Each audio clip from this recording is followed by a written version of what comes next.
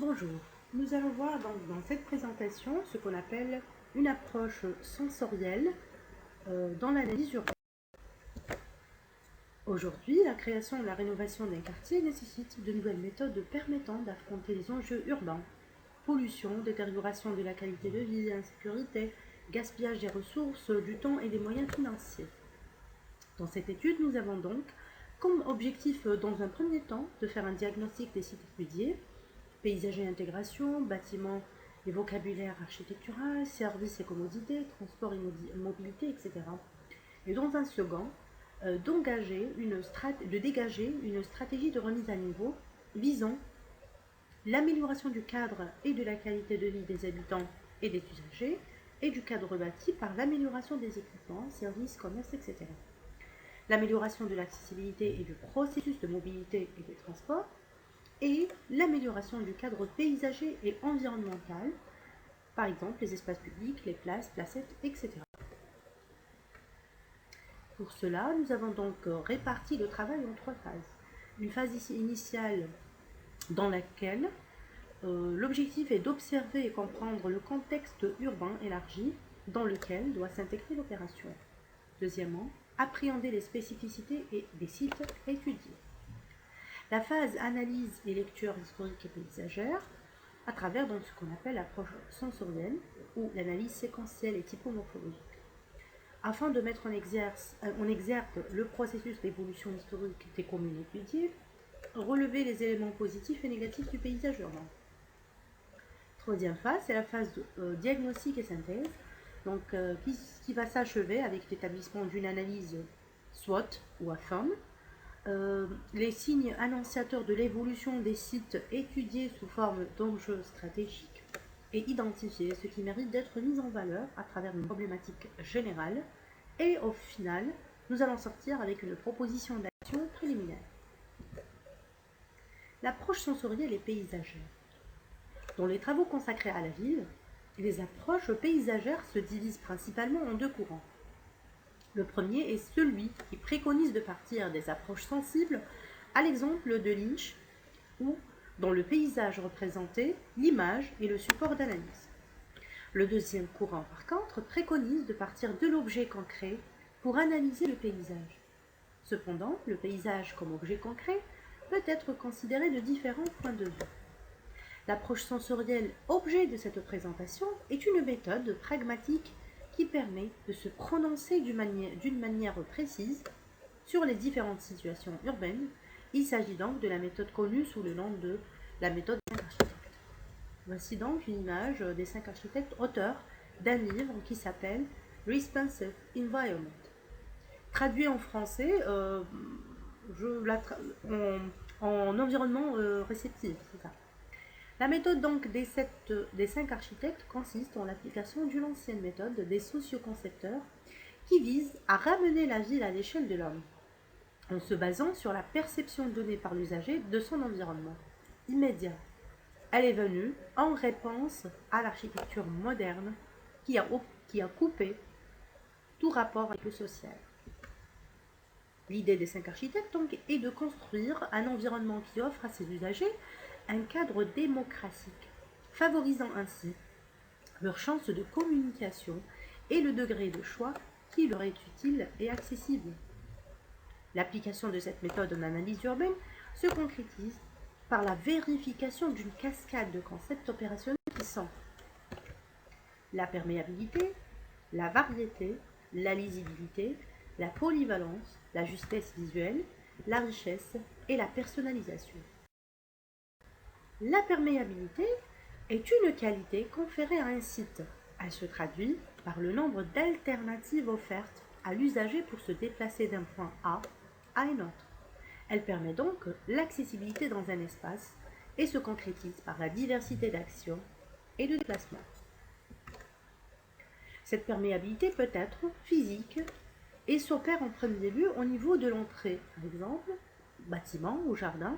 Le traitement de l'entrée joue un rôle très important dans la perception de l'espace. L'usager doit sentir à cet effet que l'espace devant lui est accueillant, pénétrable et perméable. Le deuxième type de perméabilité est la perméabilité visuelle, qui est un concept qui permet de s'orienter et de se diriger vers l'espace voulu. La perméabilité visuelle dans l'espace public ou privé permet à cet espace de s'enrichir à condition que cette dernière soit maîtrisée afin d'éviter la confusion entre le public et le privé. Voici donc des schémas qui vont illustrer la façon avec laquelle nous allons donc tester cette perméabilité au niveau du tissu urbain. Donc la vérification de la perméabilité s'opère en identifiant la connexion du tissu à la ville, la connexion aux artères principales, la connexion aux îlots avoisinants et le choix du système de rues et d'îlots. La variété. Selon Larousse, la variété est la qualité de ce qui est composé de parties diverses, une manière différente de présenter les choses. En ville, la variété revient à une offre diversifiée d'activités, ce qui peut assurer une certaine animation du lieu et de nouvelles expériences. La variété d'expériences emmène aussi à une variété de formes, d'activités et de significations. Le deuxième élément, c'est la lisibilité. Qu'est-ce que la lisibilité? Donc, selon Larousse, la lisibilité est la qualité de ce qui est lisible, déchiffrable, facile à comprendre.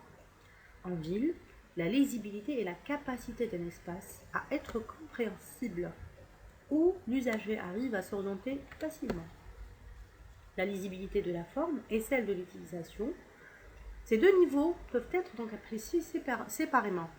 Apprécier le lieu du point de vue esthétique ou de par sa pratique spatiale. Ces deux niveaux doivent se compléter.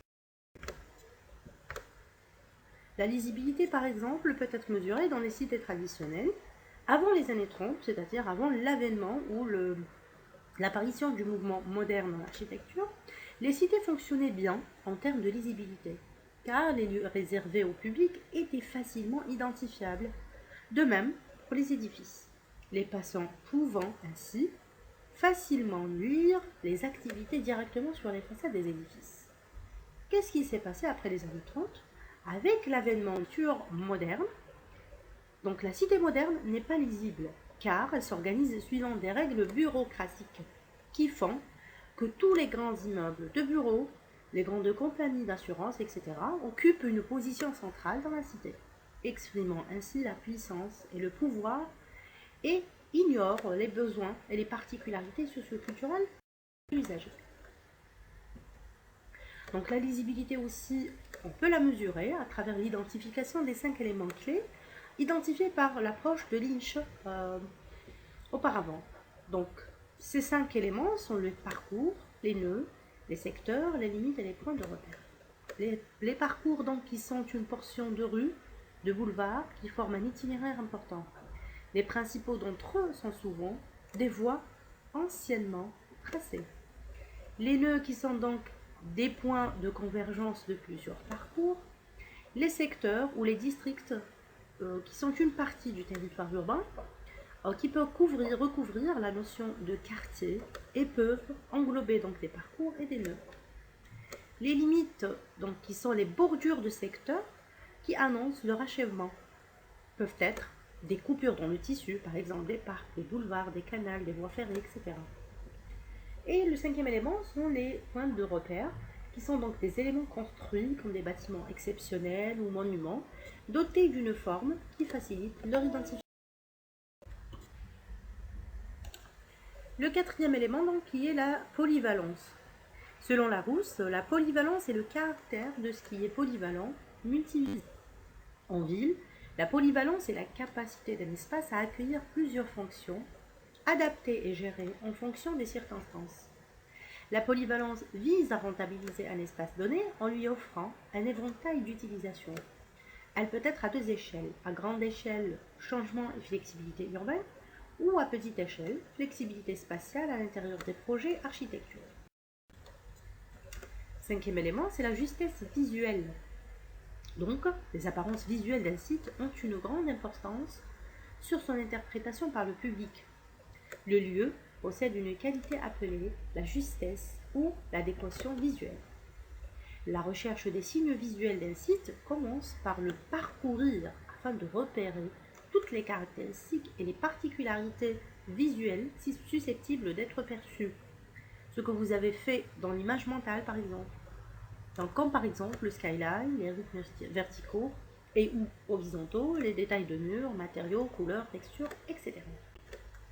La justesse visuelle, donc les détails des apparences de l'espace et surtout des façades visibles doivent être en adéquation visuelle entre elles, c'est-à-dire le respect du skyline, des rythmes horizontaux et verticaux, etc.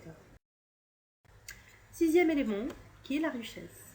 Selon Larousse, la richesse veut dire l'abondance, fertilité, fortune.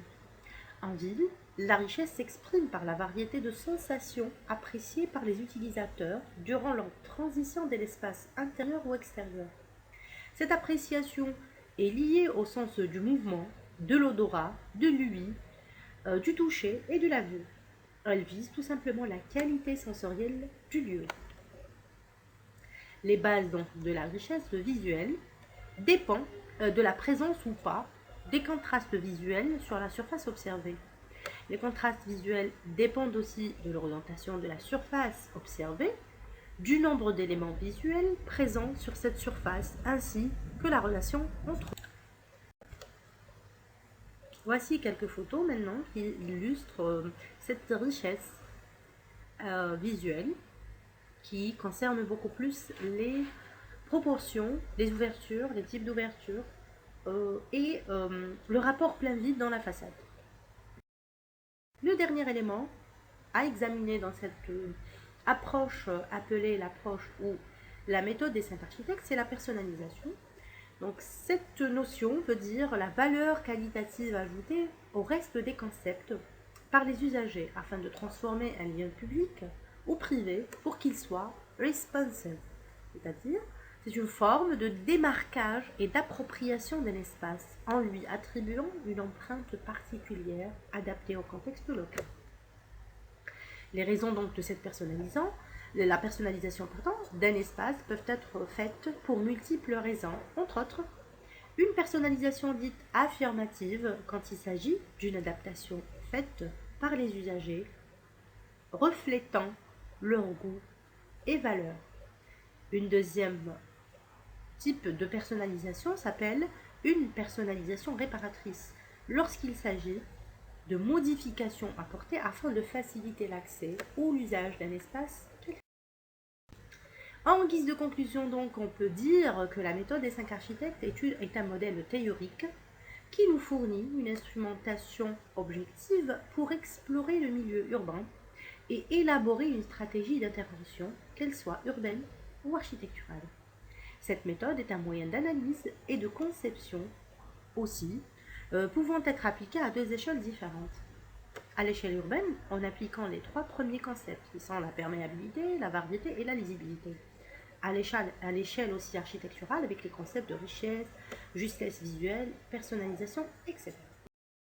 Je vous remercie pour votre attention.